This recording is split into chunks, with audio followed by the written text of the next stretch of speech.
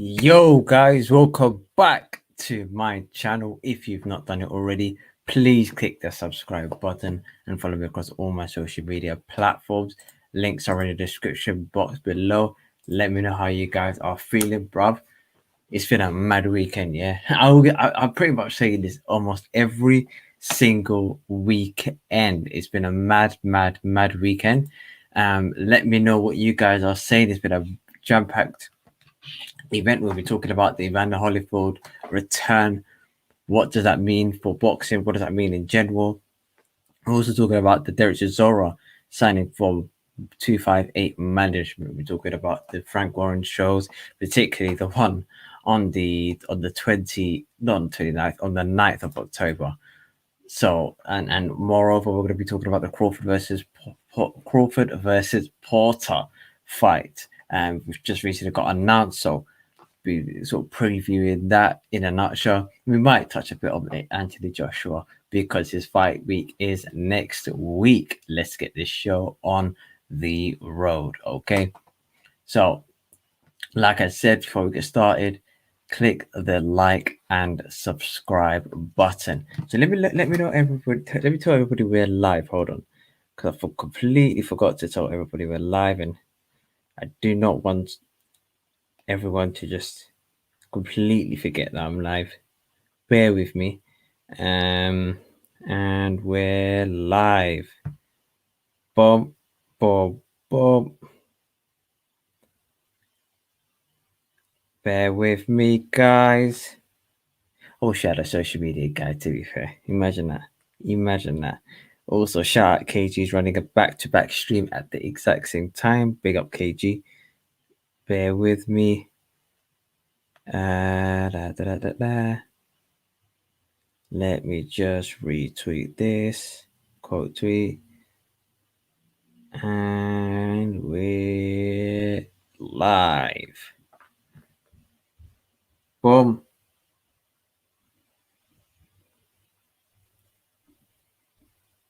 And we're live.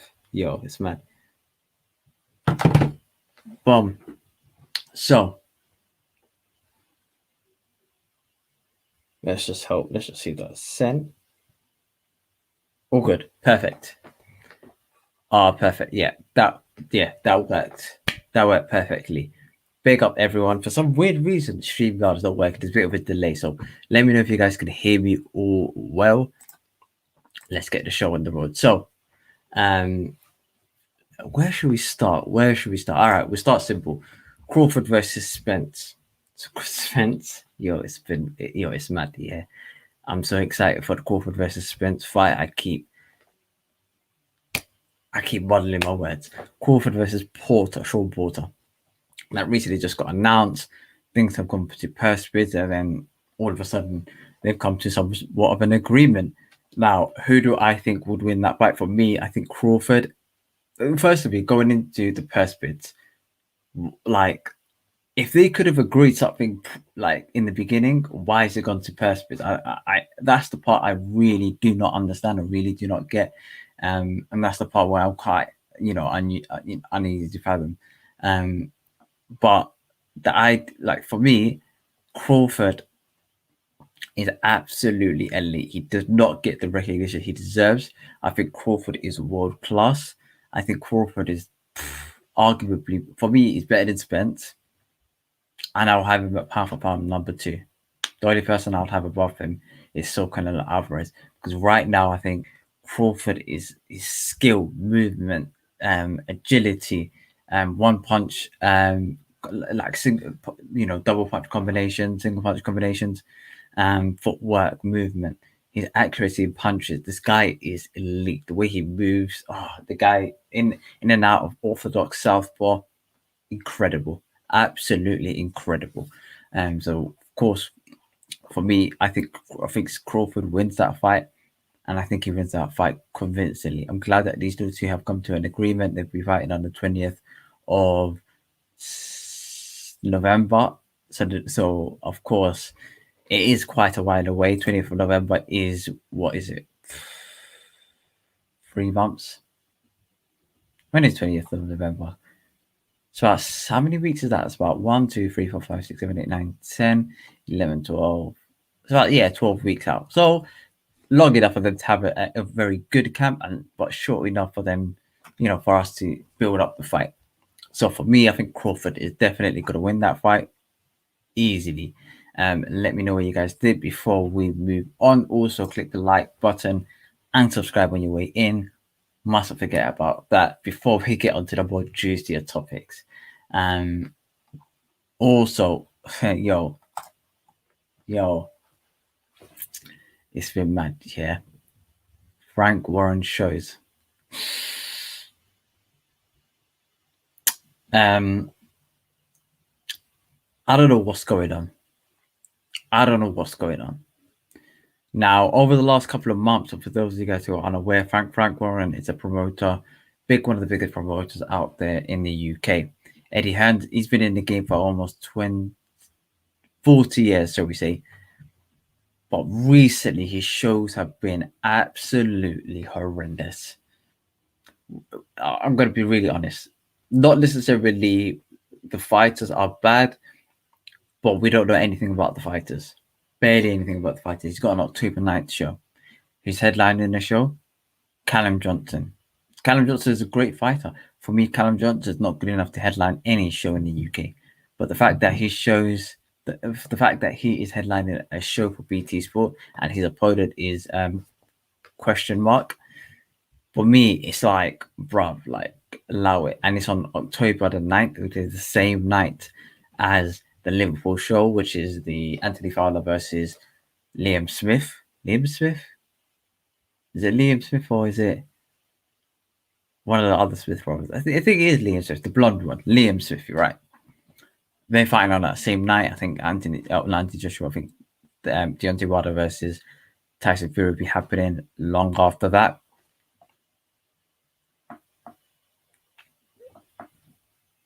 You know the way there. It's a bit mad. It's actually a bit mad. So, of course, for me, I think Frank Warren needs to step up with regards to his shows.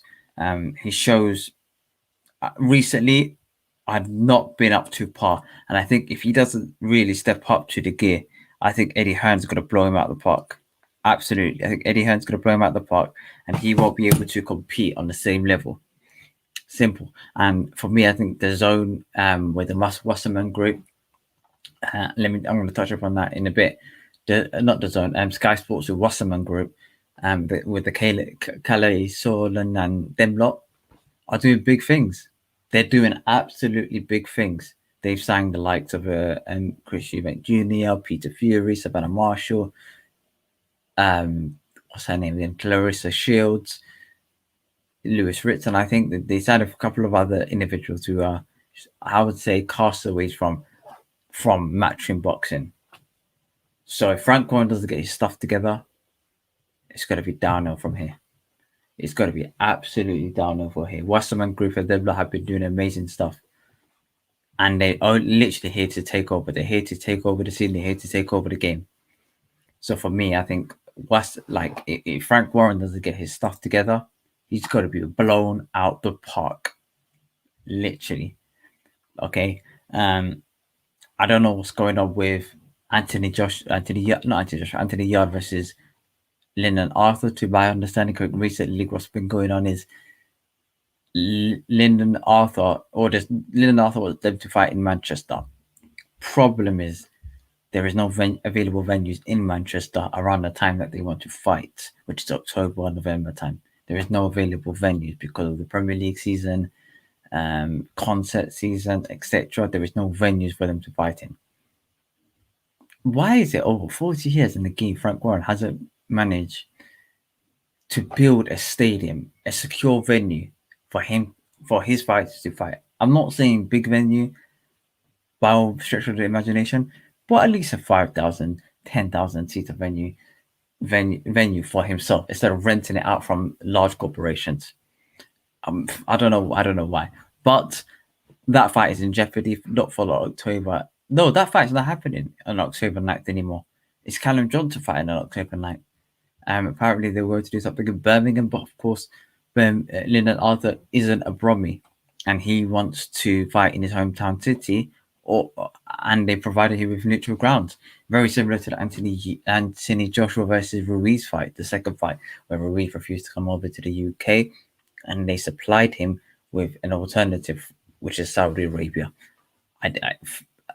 I completely am in absolute disagreement with Lyndon Arthur not choosing to take the fight. But nevertheless, he is in his will. He is in his right, and for me, he has been treated dirty with regards to the Frank Warren. So Frank Warren, you got to fix up. You got to pattern up. Yeah, like it's September now, and I don't think you've had a great 9 months to the year. I don't even remember one good Frank Warren show for this entire year. Let me just think. Yeah, I've not remember. I can't remember the last good Frank Warren show that he's put on this year. Yeah, I haven't. Joyce Takam, that's it. Is that it? That is mad. That is absolutely mad. But like, hopefully things get better competition, better fights. Like I always say, click the like and subscribe button if you're on YouTube, if you're on Twitter, click on the follow button, and if you're on Twitch, follow me on Twitch. Guys, Twitch is very, very, very important. ESBC are coming out with a new game fairly soon, and that's where I'll be streaming a lot of my stuff on, which is on strictly. I might do a YouTube and Twitch, or maybe just solely on Twitch. It depends. But definitely it's good to be on Twitch. YouTube 50-50. But nevertheless, let's get cracking. Now, this is the main one. This one, yo, it's been mad. It has been mad. Where do I begin? Last week, we had an OAP card, okay? Granddad Super Series, like I sometimes call it, okay? Walking Stick World Championship, if you guys know what I'm talking about. Last week, we had a few novices fight on the Triller card, headlined by Holyfield versus Belfort. What's his first name? What is his first name? Starting Belfort, but you know what I'm talking about. Okay, who was on the card? David Haye versus 40A, which is one of his brothers, one of his friends. And it was also Anderson Silva, well-known kickboxer. But listen, before I was on this train of, let the old men do what they want to do. Let the big man let them do what they want to do. But let me tell you something. For me, after seeing the Evander Holyfield fight, I took a complete 180. But let's touch upon the David Haye fight first, okay? For me, David Haye calling out Tyson Fury is a mockery on the sport. Some people are arguing yes, some people are arguing no. For me, I think David Haye veto, that's it. Big up square circle, veto Belfort. For me, David Haye isn't a stain to boxing, but it is quite hypocritical. I think there should be an age limit for boxing. There should definitely be an age limit for boxing. Boxing should be up to the age of 45, 46, 46, like whatever age you want to do, similar to the army, similar to you guys know. If you're in the military, there's no age limit, age restriction for you to get in, and there's an age limit for you to participate within that. Okay, because your body isn't good enough for you to keep up to the levels that's required for you to perform high at that level, at that role. Okay, boxers, for me, need to be treated in very similar fashion. I know you're not picking up a gun and hiding in trenches and putting up walls. I'm not talking about that. But it is violent sport at the end of the day. And let me tell you something. There's not a lot of 60-year-old footballers, even exhibitionists. There ain't a lot, really and truly. So the fact that these lot are fighting it's I'm fine with David Haye fighting, because David Haye, the biggest harm that he can do is to himself. Okay, if he's fighting another 42-year-old, 41-year-old, I'm happy with that, because there are active boxers at that age, and I can kind of fathom it. But Evander Holyfield, that is a step too far. That one is a step too far. Evander Holyfield gets knocked out by Vitor Belfort. Hopefully he is fine. Hopefully, the thing is, I've got a lot of questions to ask. Who allowed this fight to happen? Let's ask the basic questions now. Who allowed that fight to happen? Because really, truly, they shouldn't be fighting. They should not be anywhere near. In fact, they should be in their home, putting their feet up, looking into the sunshine or into the sunset and chilling. Okay? But you offer an old man, 10, 20, 30, 40 million pounds for them to get back in the ring. I tell you this now, most of them will do it. Especially in the older generation. What? You're telling man, like, you're telling these guys who their parents grew up in, I don't know, the Vietnamese War, World War II. You're telling me that these men are not going to, like, not going to stick up for themselves. These lot are used to straightness. Even at 60 years old, big man thing. These men, they are ruly. Yeah, especially if you're fighting during that period of time. Nowadays, it's a bit different. Nowadays, people would rather call the cops or something, or put you in a submission. But back in the day, people would roll up their fist and do straightness. So if you offer these guys a bag of peas to do a normal straightener that they used to do in their last 20, 30-year career, they would do that in a heartbeat. So you need to protect them at all costs. Why? Apparently, to my understanding, this Evander Holyfield failed a medical in one state. I think it was in Florida. He failed, and then they just moved it to Vegas. So hold on a minute. So if they failed in Vegas, they would have moved that to LA. Not LA. Sorry. Yeah. They would have moved it to LA. And if they can't get LA, they can move it back up to New York. New York say no, not a problem. We move it to Texas. Very, very, like, for me, there shouldn't even be this scenario where you're going to a commission asking them to fight. If I go into England, let me, like, for those of you guys who are not from the UK, I'm gonna kind of explain how it works in England. All right. Okay. We have, similar to the US, we have different councils, different states, etc. But we've got different councils that you go to do a few things. But ultimately, there are most things in the UK that are illegal everywhere you go. It's not illegal in one state and not illegal in another council. If I'm carrying a gun in the UK, it doesn't matter if I'm in the high mountains of Edinburgh or Glasgow, high mountains of Scotland, or I'm in the deep suburbia concrete jungle of London. It does not matter. If I carry a gun, I'm going to jail for 5 years straight. That's an automatic sentence right then and there. So if I wanted to compete in the Premier League, in the Football League, and let's say I failed a drug test, they will ban me for a certain amount of time. Okay? That would be the Football Association will ban me for 10 years to compete in any competitive level of professional football. Okay? Which means that I can only play amateur football or grassroots football, which I don't think you're allowed to do that.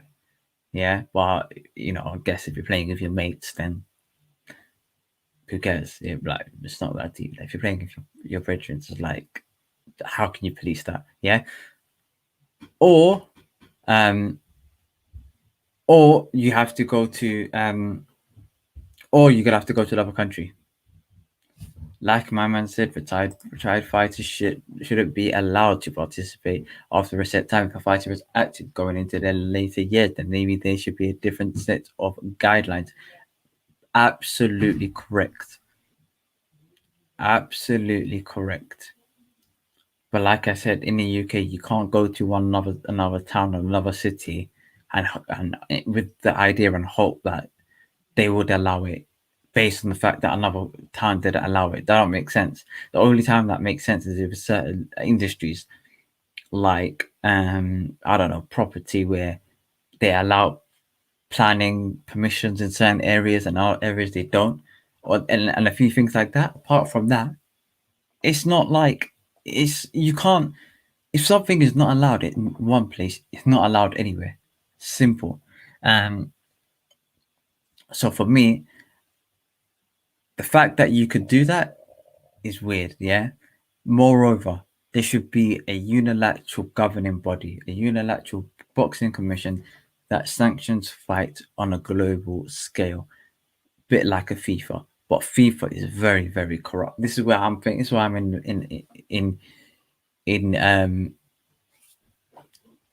in that middle ground, because FIFA is extremely, extremely, extremely corrupt, to the extent that their former president is now behind bars for his corruption.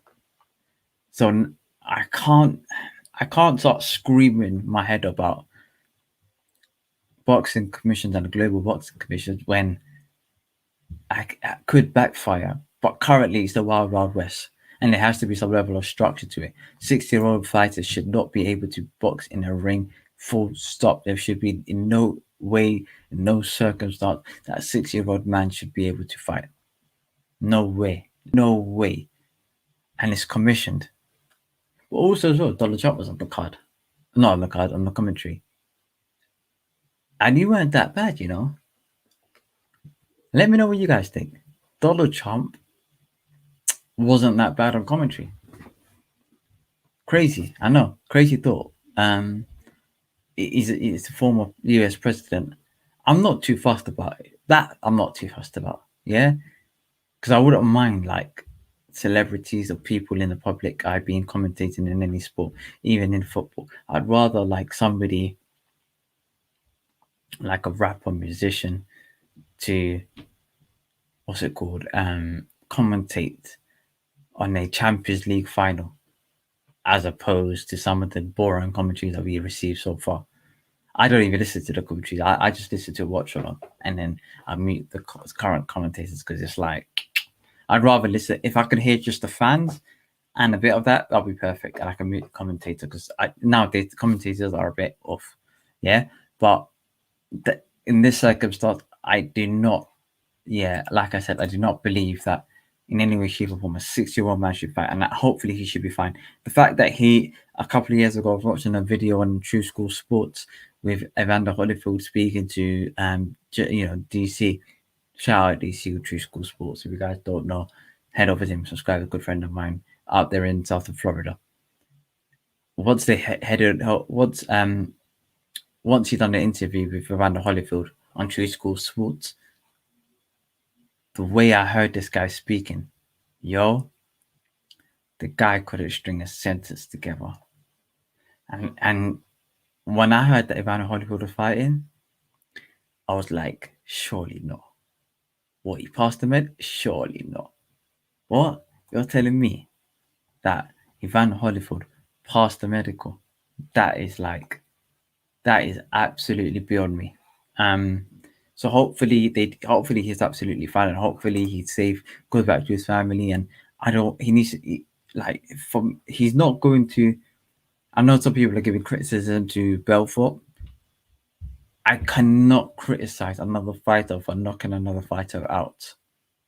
Okay, after realizing that the other fighter that he's facing is not up to the level of being, shouldn't even be in the ring. I cannot do that, because in my experience and in my circumstances, like for example, one of my first ever sparring session was with I forgot the guy's name.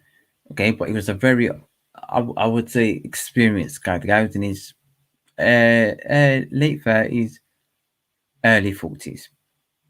But the guy's been boxing for quite some time, you can tell. Okay.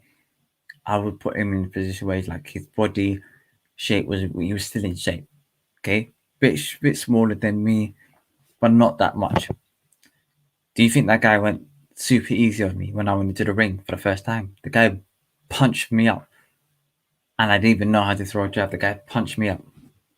So I can't, and I've seen it in many circumstances. In the gym, guy says he's new, jumps in the ring, people try to take lumps out of him. There is no mercy when you when you walk through those ropes. No mercy. So I don't expect a fighter to have any qualms about beating a fighter when that guy's all he's trained to do is smash up opponents. What, you think that guy's got muscle to turn it on and off? Well, he probably does, because fighters are trained to fight on and off. But he shouldn't be in that. That's not his mindset. That's not his way of thinking. That isn't his objective. His objective is to render his opponent unconscious. And therefore, if that is his objective, even if it's an exhibition, he can't go half and half. Okay, that's what separates the decent from the best. Look at this. Even top footballers, when they're in charity matches. These are matches that people pay money for charity. They would slide tackle and kick the living daylights out of their opponent, like it's a match day, because that competitive edge is always going to be within them, personally. So, like I said, Evander Holyfield resigning in the ring, absolute bad idea. Bad idea. But another old man that we're going to just touch up on also as well, guys. Click the like and subscribe button now, okay? Moreover, let me know who you want on the channel as well, guys. Because I don't start screaming at Anthony Joshua. I know a couple of men that say, yeah, bro, bring on Anthony Joshua, big man. I ain't on that level yet, okay? That's the aim. Well, we got dream targets, and we've got dream targets, and we've got realistic targets. And of course, some of the dream targets, AJ, Julie, Bugsy Malone is another one.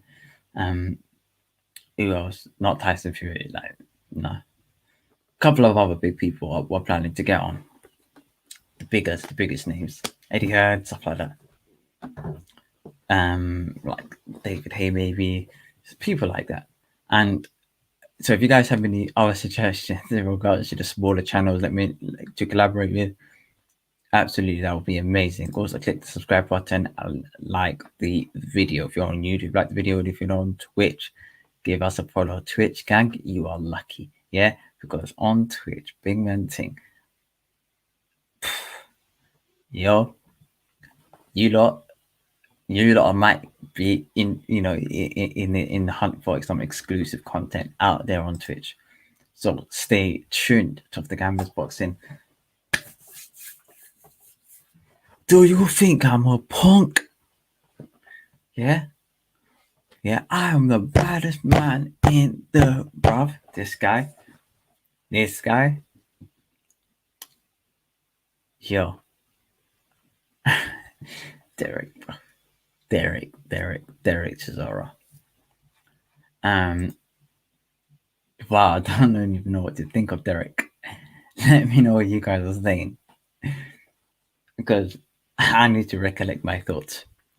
Derek is let me drink some water, because this was gonna be funny. It's mad. It is mad. Who has Derek signed for in his life? I'd love to know that. Who Derek has signed for in his life in general.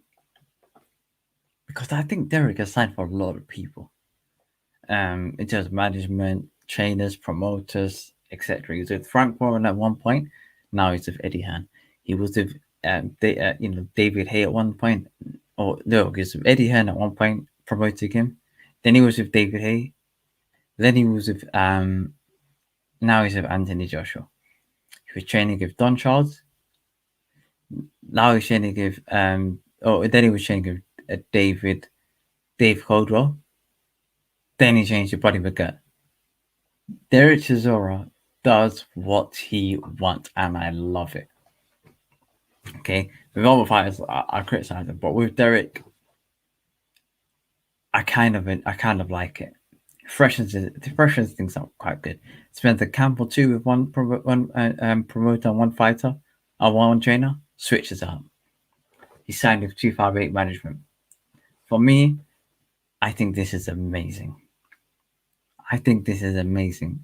And a lot of people who I speak to are in disagreement. The reason why they're in disagreement is because how they see it is Derek Chisora is an unmanageable person to deal with outside of the ring, and because it's difficult, he would cause AJ some difficulty. For me, I know AJ is his absolute AJ. Derek Chisora is AJ's hero growing up. So, and they have a great connection.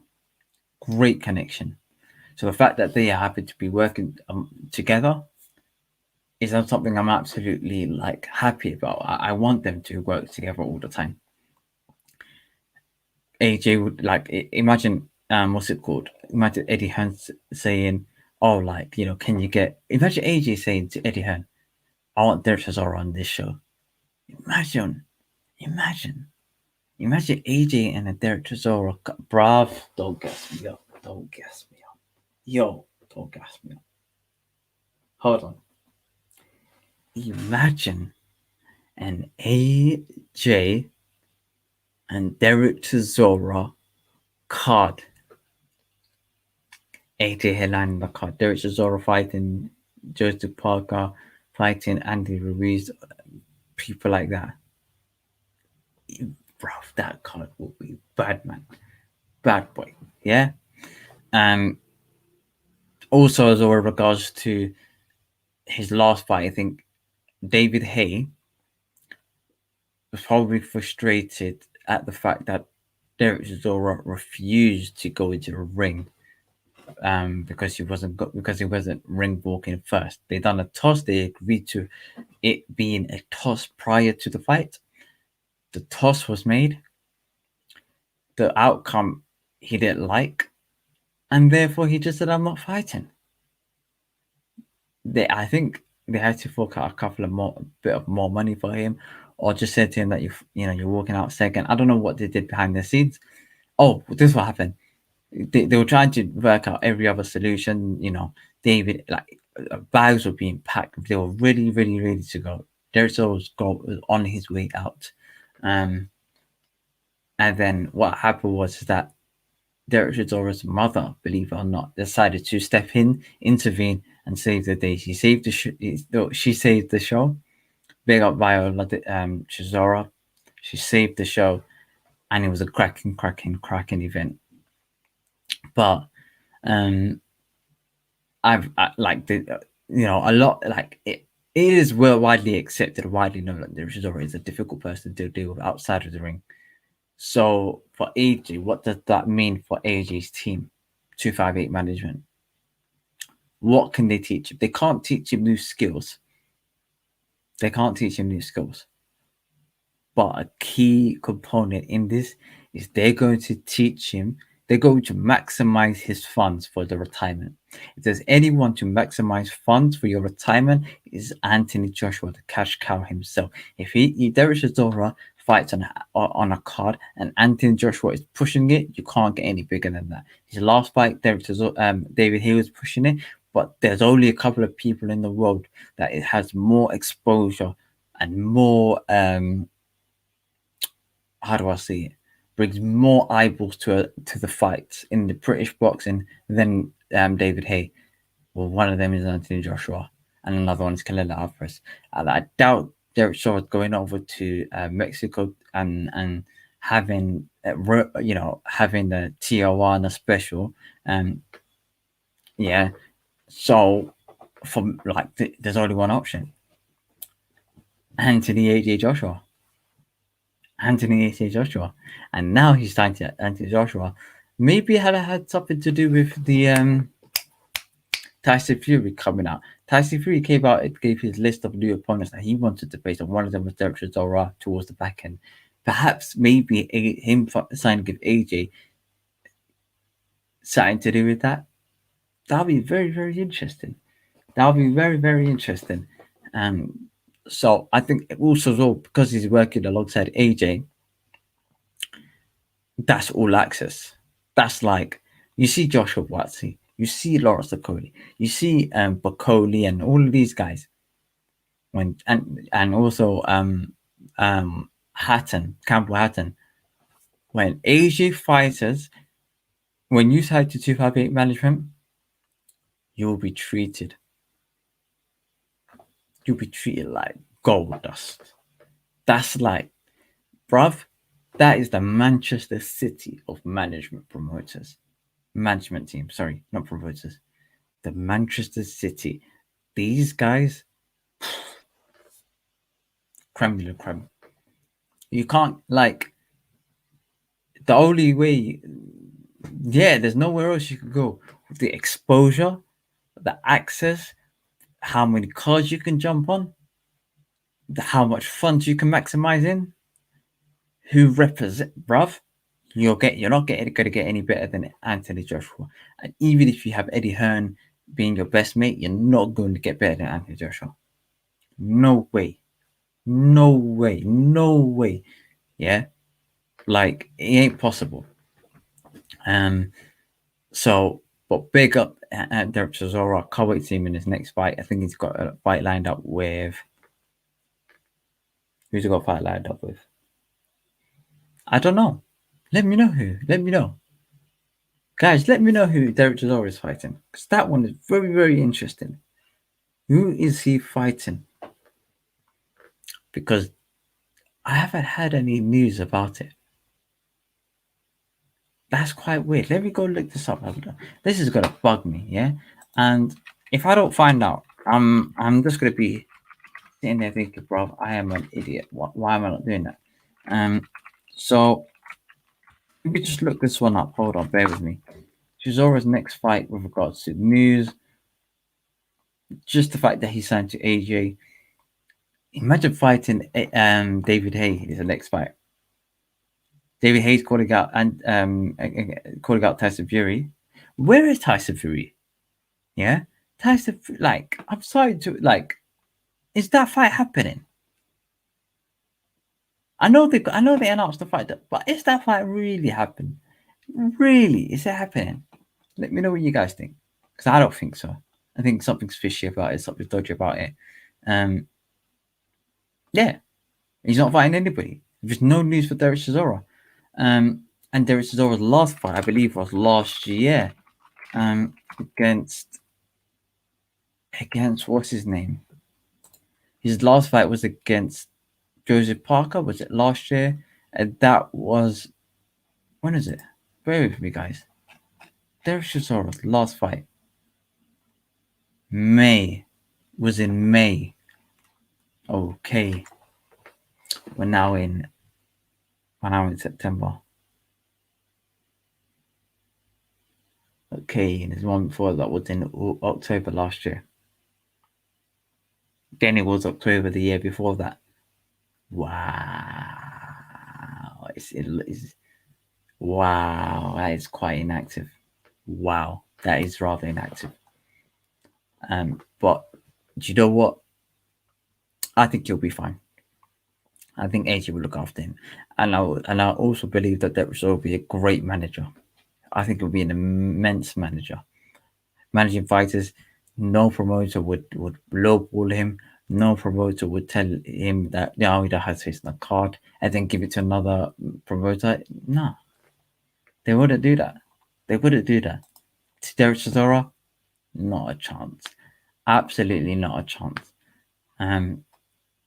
But yeah, that is the Chisora signs for David Haye segment. Let me know what you guys are saying. Also, guys, click the subscribe button. This helps out a lot. This one helps out a lot. Like I said, if you guys have any guest suggestions, let me know.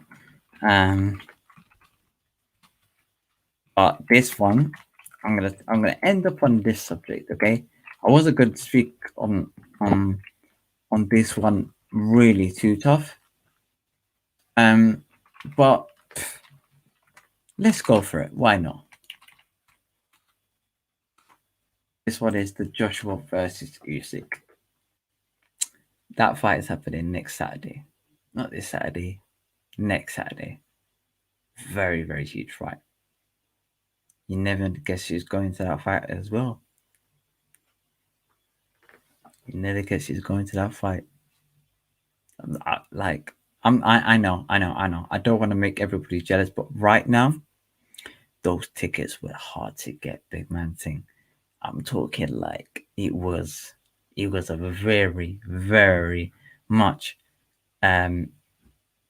like I had to twist a few arms to get those tickets type of thing.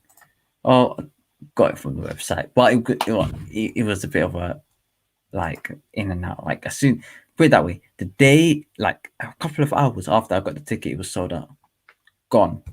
I think when I checked it was gone. Hold on, when I checked it was gone. I got one of the resale ones at that time, which was a bit it was like almost double the amount that I can get for the ticket. But even that now, like what are my tickets worth? Hold on. And also as well, ticket touts. Do you guys agree with it? Do you guys don't agree with it? Let me know what you guys think in general. Because are there any tickets left? Let me just see if there are any ticket touts left. Because if there is, like how much AJ bucks the tickets? Boom. We don't want to buy Lara tickets. It's Lara fam. Brother, are we fools out here? What the hell? You can't actually get AJ tickets. Hold on. How many tickets? One ticket. Boom. Wow. Wow. I don't think there's anything left. Hold on. What is this? Wow. I don't think there's anything left. Let's just click here. Select. Wow.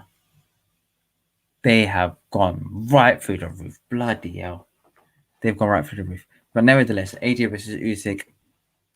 I'm going to do a little bit of a preview next week. Stay tuned. Live here on Off the Campus Boxing. But the AJ's been looking a lot slimmer. And the promotion for this fight hasn't been a lot, simply because let's talk what action. AJ wants to demonstrate his skills and ability rather than talking about it outside of the ring. The guy doesn't want to flap his gums and provide no substance to the boxing audience. He does the opposite. Okay, unlike these other men, Tyson Fury. So like Anthony Joshua, is it right for him? Look, everything's sold. People are going to buy the fight pay-per-view. It's Anthony Joshua. He's like his fights are almost 1 million buys, million, or if not more or less around 1 million buys on pay-per-view. AJ himself, and that's with no promotion. If AJ wanted to do all of this promotional run, that's going up to 2 million. That's really going up to 2 million. But AJ's not doing that. He's got enough money. He's got endorsements from Lucas A Sport, Lynx, Hugo Boss, flipping raw ice cream. What else? Not Wow Hydrate. Is it Wow Hydrate? Maybe potentially, but you get the gist. He's endorsed by a hell of a lot of people, and for AJ, he doesn't care. He does not care. Like if he has to shut his mouth, he doesn't like interviews simply because the interviewer twists his words, and I don't blame him. Why does he need to get interviewed? They'll ask him about questions with regards to Tyson Fury, Deontay Wilder, to promote these man, and he doesn't want to promote this man because all they do is live off my man's name. I know I sound like an AJ fanboy, but I do not give a beep. I do not give a damn, because he demonstrated what he should do. But he built up his audience the right way. Olympic gold medalist, two-time heavyweight champion of the world, not former, but current unified heavyweight champion of the world. Dethroned the man who beat the man. It's really, he should be lineal champion. But let's not get into that. So with regards to the Usyk fight, Usyk, for me, AJ it's been in the news recently. He looks a lot slimmer. He looks a lot lighter, which is going to put I predicted a knockout with inside 4 rounds. So a knockout inside 4 rounds for AJ. I don't think that Usyk has the footwork, the minerals, the ability to knock out AJ or even put a dent into him. So what is he going to do? Jab and run? That AJ. Who else did that? Jab and run? No one. Who else? Who did that? And AJ, all of AJ's fights, who just jabbed and run? Nobody. Joseph Parker? Nobody. So overall, I think, and I'm going to break it down a bit more next week. We're going to break it down a lot more next week. Okay? Build up the whole shabam. I'm excited, man. And that's going to be live on the Sky Sports pay-per-view. And also, I've got a bit of a news for that fight. But you're gonna have to wait till next week's show. I know. Next week's show. Okay, we're gonna talk about the next week's show. Okay, but overall, it's been a very impactful week. It's been a great week in boxing. But is boxing dying? Valdez, oh my god. For Oscar Valdez boss case, and what's his name? Concasio, forgot my man's name. He got robbed. He got robbed in Mexico for that fight against a drug cheat. You can't get any worse than this. Yo, listen, I'm gonna leave you with a bit of hope. It's only going to get up from here. Have faith. It's not the end of the world of boxing, although it may seem like it. No big fights have happened,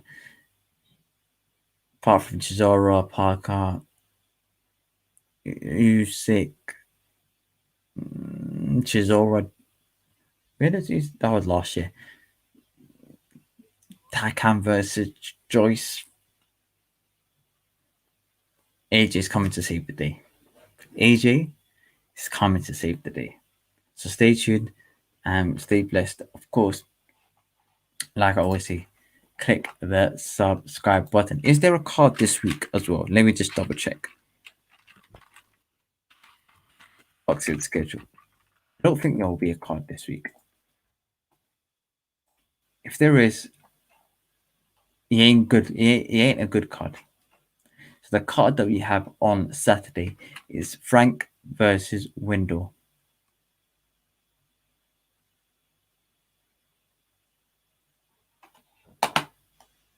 Bacoli versus Usmano. Do you know what? Bacoli.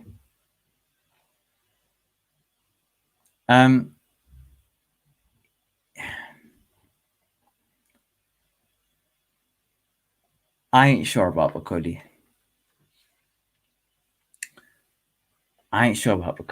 That is one fight in AJ's camp, I ain't really too sure about. I don't know, man. He's not had a lot of fights, and he's in his late 20s, so I'm going to give him a bit of a chance. Things should change, etc. But I weren't really impressed with his last performance, I must say. So hopefully that fight happens. Also, so Jake Paul is working with Amanda Serrano to get a Katie Taylor deal, and that is very, very important for women's boxing. Women in boxing haven't been really supported, shall we say. But it's very difficult to provide a level of support when a lot of the boxing audience, especially the older generation of men, or most of them are men, they don't really endorse women's boxing because they very much traditionalist, and they very much have their own specific roles in within society. So to these guys, when they're watching women boxing, to them it is a mind,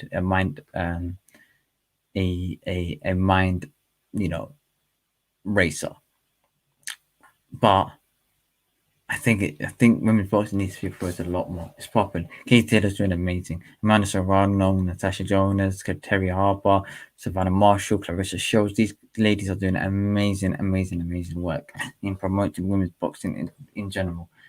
So the fact that Jake Paul is of supportiveness is very, very, very important. Very, very, very important. And it shows his class. It shows his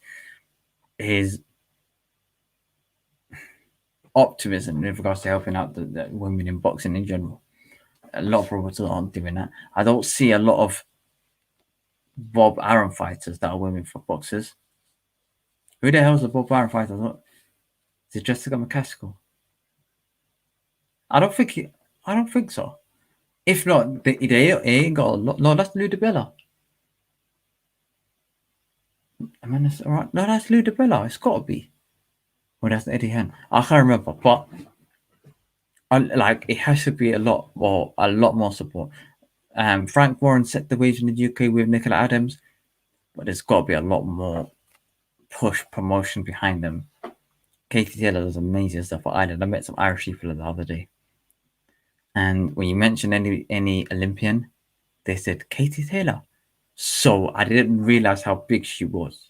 She is huge out there in Ireland. Huge, absolutely huge. So hopefully that they get a lot more support, etc., and they get to fight accordingly. Last but not least, what else? I don't think there's anything else, guys. I was going to talk about the Sky Sports takeover, but kind of already know this. There isn't anything new. Billy Joe Saunders has called out Chris Eubank Jr. Don't care. Like, Chris Eubank is like, sorry, but I am not interested in Chris Eubank Jr. in any way, shape, or form. Let's set the better. Also, guys, to hear my views on that, head over to Undefeated Podcast where I'm on. Okay, you don't know the gist. Okay, Undefeated Podcast live on every Monday evening, and if you for this live show, this will be every Wednesday evening at 9:00. But there, I literally just let loose on that. And also let me know in comments below what you lot think with regards to the Derek Chisora, Frank Warren shows. Sean Porter, is Sean Porter is Sean Porter, does he have enough to beat Crawford? I saw him hitting back and saying that his fights have been underrated, and the people have been saying that I fought nobody. He has fought a couple of good fighters. I don't think he beat Ugas, and I think Ugas is a better fighter than Sean Porter. But I also think Sean Porter has got a future, huge future outside of boxing with regards to his commentary and his podcasting, etc. I think he's got a huge future ahead of him. I just think right now he's not really. I think boxing. I think a couple of more fights and he's over for him. Crawford, I need him to win this fight. and then go on to the fight in Errol Spence. Manny Pacman out the picture. Absolutely, he's out the picture already. Who else is there? In that division, nobody of real note besides the names I mentioned. So that basically leaves it with this: Crawford has got to win. November 20th, he has. If I can get a ticket, hold on, where is this place? That would be. Listen, I will be so grateful if I can get a ticket. I'll be so grateful if I can get a ticket. They just announced there's no tickets available. But like I always say, like and subscribe for tuning in every Wednesday at 9 o'clock. Wednesday 9 p.m. here at Off the Campus Boxing YouTube channel. We've got packed out shows coming up in the next. About your reaction video in the next couple of days, and then on Monday, we'll do the preview on here. We'll do the preview on here, and maybe might just clip it up and put it out on Wednesday, not on next Friday. And then the other piece of content, we're gonna do a bit of work around the event. Okay, so stay tuned, guys. It's going to be a great show next year. I've got to break down the Alexander Usyk fight in fine detail. I'm going to have it with a fine tooth comb. I'm going to say who can win potentially. I'm going to analyze it in greater detail. The card as well. Who's on the card? I think that Lawrence Cody's on the card. A few other individuals are on the card as well. I'm going to break down the card a little bit. And we're going to talk about that mega fight. Who wins? What's it going to be like next week? What the impact is if AJ wins, if Usyk wins? Is Usyk underrated? Is Usyk sort of not really considered? Can he win? Great questions. So head over to head over and subscribe to Off the Canvas Boxing YouTube channel, where these lives are going to go out every Wednesday, 9 p.m. This is the place to be. This is your third Fighting Talk show. Thank you very much for tuning in. Peace, love, and prosperity, guys. And I'm going to catch you guys in a bit. Peace.